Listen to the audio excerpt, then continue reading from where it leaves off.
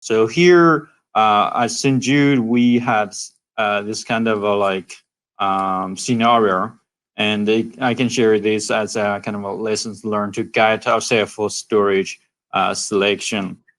We purchased a small cluster exclusively for the cryo-EM image data processing last year. Okay, it's a small cluster, 10 nodes. Each node has dual Xeon dual Xeon Gold 6148 CPU, 760 gigabytes of memory, 4 V100 GPU cards. The cards are 16 or 32 gigabytes.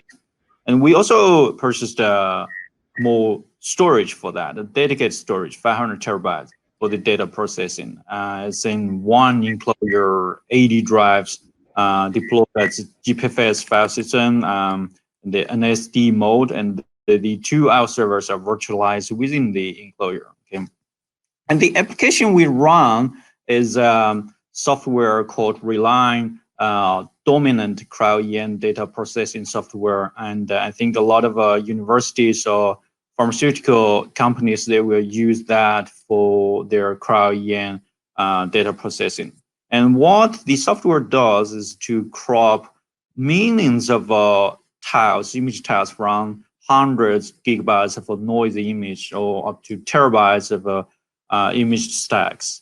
And they will find the similarities of the meanings of the tiles, align them, rotate the tiles to sum up for better resolution of the particles, the image content. So the workload is very similar to a lot of nowadays machine learning workload.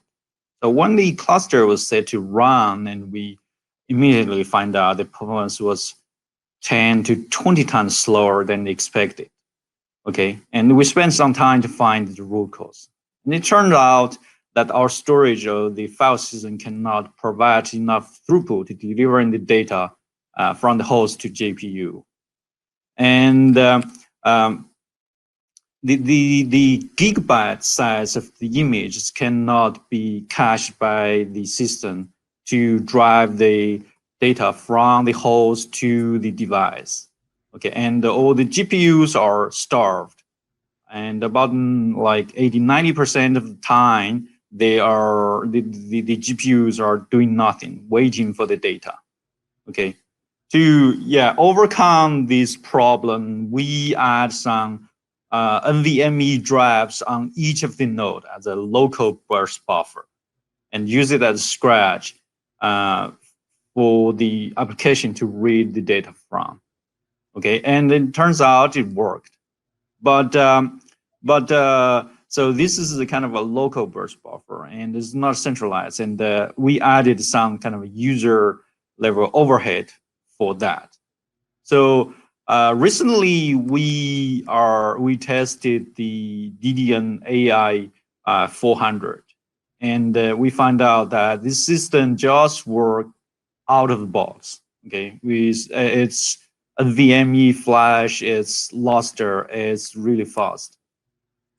Okay, we don't. So we are trying to deploy the system with our cryo-EM cluster and with our DGX machine learning platform.